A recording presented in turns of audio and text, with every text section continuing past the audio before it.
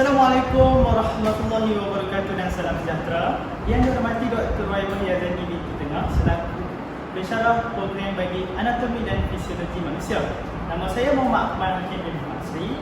Hari ini saya akan membentangkan hasil perolehan daripada perbincangan daripada kumpulan saya, iaitu kumpulan B, bersama-sama dengan rakan saya yang bertajuk Joint and Movement ataupun seni dan pergerakan di bawah tajuk sistem rangka yang lebih dikenali sebagai skeletal system. Okay. Ahli kumpulan saya terdiri daripada Muhammad Rizal Naib bin Hassan, Fauzan Syafiq bin Mak Azil dan saya sendiri Muhammad Akmal Hakim. Jadi, ini adalah merupakan rancangan pembelajaran harian yang telah kami rangkakan yang bertajuk Joint and Movement. Ya, baiklah, ini merupakan rancangan pembelajaran harian yang telah kami rangkakan, iaitu adaptasi ini akan dilangsungkan pada hari Khamis yang akan disertai oleh 30 orang pelajar yang bertempat di 4 dinamik dan masa yang akan kami peruntukkan adalah 1 jam. Okey, tema yang akan kami olahkan ini adalah skeletal system joint and movement. Okey, bidang ini merupakan anatomi dan fisiologi manusia. Objektif pembelajaran ini adalah untuk menyatakan tentang jenis-jenis sendi. Yang pertamanya adalah pelajar perlu tahu apa itu berdasarkan fungsi, iaitu terbahagi kepada 3, tanpa segerak, gerakan terhad dan gerakan bebas. Jadi, di bawah tajuk fungsi ini terdapat beberapa jenis sendi yang dikenali sebagai sendi sinovial, iaitu yang pertama ensel, paksi, gulunsur, pelana, lesung dan pendek. Okey, yang seterusnya di bawah tajuk sendi juga akan menyata tentang berdasarkan struktur. Jadi pelajar akan tahu tentang sendi berdasarkan struktur, iaitu terbahagi juga kepada 3. Yang pertama sendi fibroid, sendi cartilaginous dan sendi sinovial. Okey, seterusnya apabila mereka dah mengenal tentang struktur, mereka akan mempelajari jenis-jenis pergerakan yang terdapat di dalam sendi dan movement ini ataupun sendi dan pergerakan ini. Yang pertamanya mereka akan mempelajari tentang pergerakan linear, iaitu pergerakan meluncur ataupun disebut sebagai gliding. Dan yang kedua, mereka akan mempelajari tentang pergerakan bersudut. Pergerakan bersudut ini terdiri daripada iaitu fleksi, ekstensi, aduksi dan juga sirkunduksi. Dan seterusnya mereka akan mengenali lebih mendalam tentang putaran, iaitu putaran terdiri daripada 3 benda, iaitu rotasi, supinasi dan pronasi. Dan yang terakhir sekali, mereka akan memiliki tentang pergerakan khusus yang kita tahu bahawa pergerakan khusus ini terdiri daripada inversi, eversi, depresi, eversi dan dorsifleksi ataupun plantar fleksi. Itu yang akan kita uraikan di dalam objektif pembelajaran ini. Seterusnya kita akan lihat hasil pembelajaran, iaitu pelajar akan dapati 3 domain setelah berakhirnya sesi pembelajaran ini. Yang pertama, domain kognitif, iaitu pelajar akan mengenal pasti tentang jenis-jenis sendi dan pergerakan yang dapat dilakukan oleh sendi. Yang kedua, melakar dan melabel jenis dan pergerakan. Jadi dengan itu pelajar akan dapat mengetahui di mana sendi-sendi ini berfungsi. Yang kedua, domain psikomotor, iaitu pelajar dapat berkomunikasi mengenai sendi dan pergerakan. Dan yang kedua, mereka dapat merancang bagaimana hubungan di antara fungsi-fungsi sendi dan pergerakan. Dan yang terakhir sekali adalah domain efektif. Domain efektif ini akan menunjukkan keupayaan dalam menyelesaikan masalah dalam kumpulan. Dan yang seterusnya adalah menerima tanggungjawab untuk melakukan aktiviti secara berkumpulan. Okey, bagaimana kaedah ini dapat dilakukan? Iaitu yang pertama adalah pengabdian teknologi yang kita sedia ada sekarang. Ya, dan yang kedua adalah pembelajaran abad ke-21 yang kita sering akan gunakan bagi para pendidik.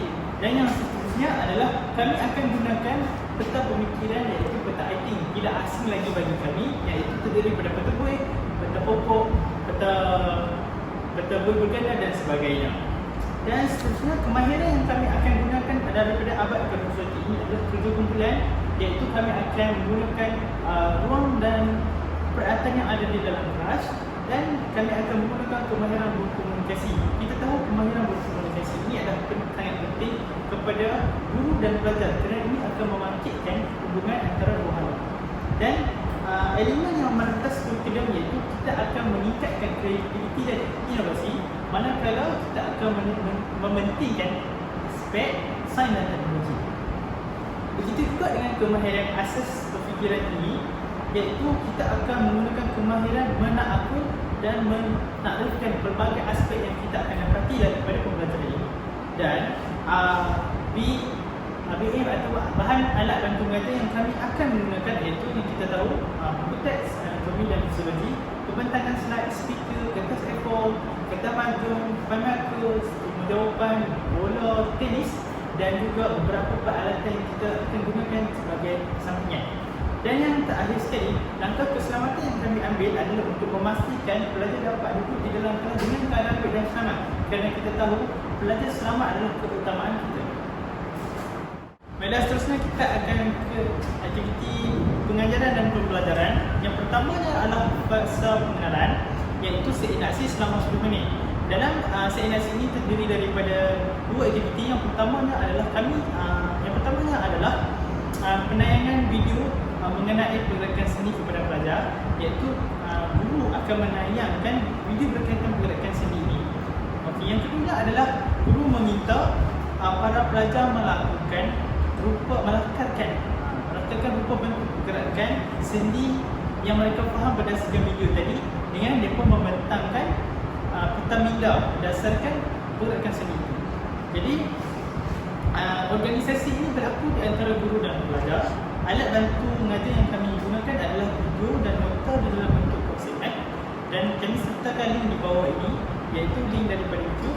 Seterusnya adalah strategi bagaimana kami lakukan, iaitu guru melakukan interaksi dua hala antara pelajar dan murid, iaitu dengan kami meminta mereka melakarkan dan menjelaskan beberapa pergerakan seni yang mereka memahami. Dan yang seterusnya menilai. Apa yang kami akan nilai adalah kami akan menumpukan perhatian dan memberi respon ke atas soalan dan gerak kerja yang telah dirancangkan, bagaimana mereka melakukan minda yang mereka fahami.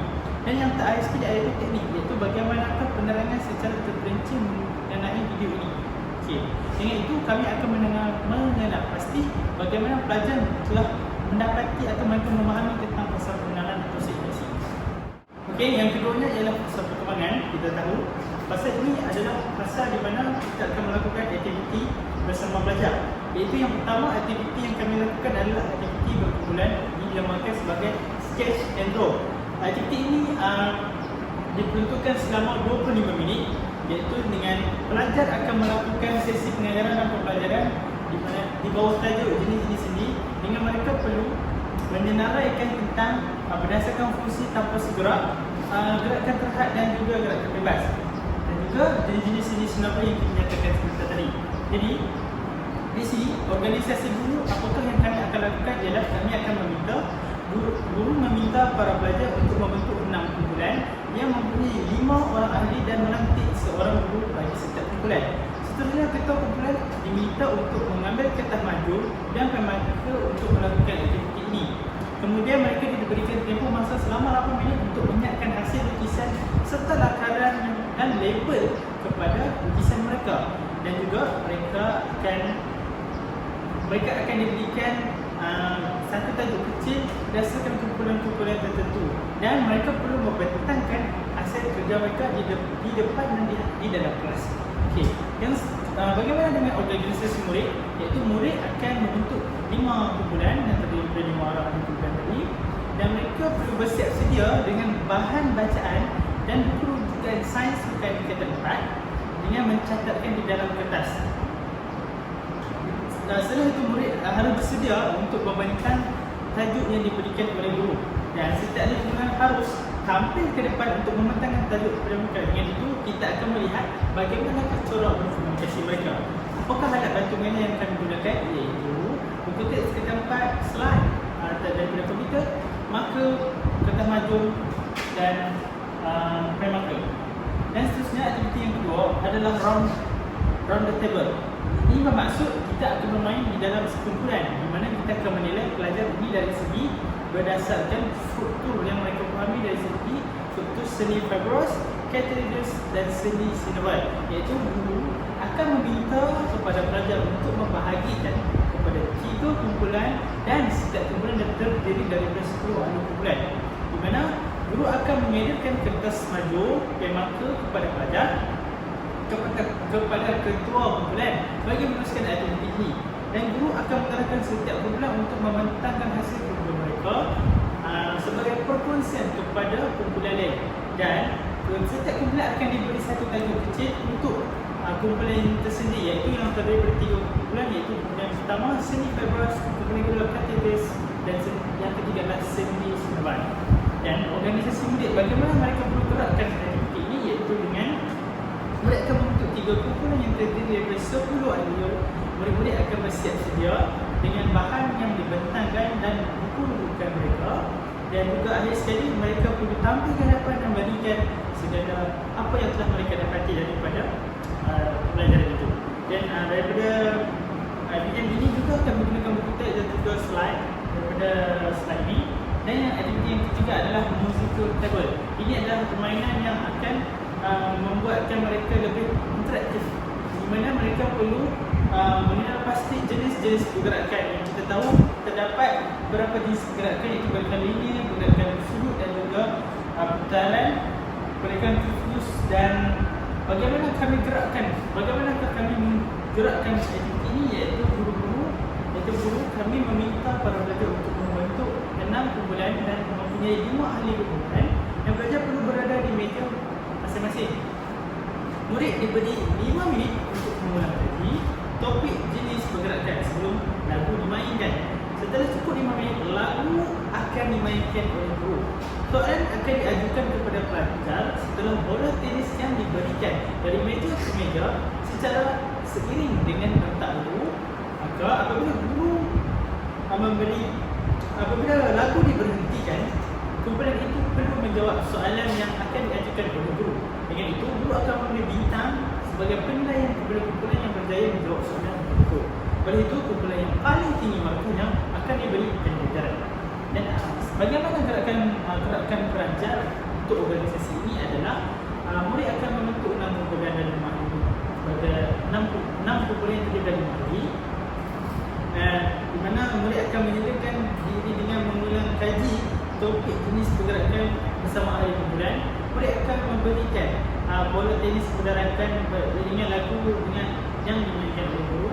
Gerakan bola akan terhenti setelah gasanya terkadang setelah lagu berhenti. Pelajar akan boleh menjawab dengan betul, akan diberikan bintang dan kumpulan itu mengamalkan soalan jika adalah betul. Okey, alat bantu meja terdiri daripada buku rujukan buku, review, bola tenis, stiker, magnet dan seterusnya kita ke fasa yang seterusnya, iaitu fasa penilaian, di mana kami akan mengadakan 2 aktiviti. Yang pertama, aktiviti quiz, iaitu guru mengarahkan murid untuk menjawab kuis di dalam nama web yang berkaitan dengan pergerakan seni untuk mengulang kaji kefahaman murid.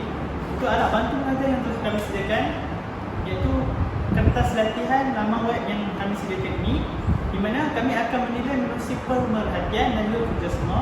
Iaitu aktiviti yang kedua adalah konsep ataupun konsep map, di mana guru akan memberikan tugasan kepada murid untuk membuat konsep mengikut kreativiti masing-masing yang berkaitan dengan tajuk yang telah mereka pelajari. Okey, apakah alat bantu mengajar yang kami gunakan, iaitu nota SL sebagai rangka dan juga laman web, di mana di sini kami akan menilai juga perhatian dan juga kefahaman. Dan aktiviti yang ketiga iaitu kuis dalam bentuk objektif, di mana guru memberikan murid kertas soalan seperti peperiksaan, namun hanyalah menunjukkan kepada pergerakan seni. Dengan itu kami dapat menilai lebih jelas tentang kefahaman mereka. Dan soalan ini menunjukkan kepada 20 soalan objektif sahaja. Dan alat bantu mengajar yang digunakan bagi aktiviti ini adalah buku rujukan buku teks secara depan. Itu semua. Okey, baik. Seterusnya kita akan ke fasa yang keempat, iaitu fasa penutup. Di mana dalam fasa penutup ini menunjukkan 2 kemahiran, iaitu yang pertama adalah perkaitan kognitif. Di mana perkaitan kognitif ini menerangkan tentang 5 aspek. Yang pertama adalah membuat rumusan, iaitu guru akan memastikan setiap murid dapat memahami semua perkaitan pergerakan seni dan di dalam sistem rangka ini, dan guru akan memberi peluang kepada murid untuk bertanya kepada guru apa yang mereka tidak fahami.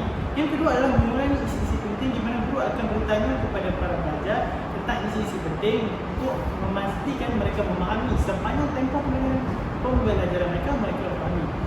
Yang ketiga adalah menjalankan aktiviti penilaian. Aktiviti ini akan dilakukan seperti quizzes, di mana di situ kita akan menilai mereka akan memahami ataupun tidak.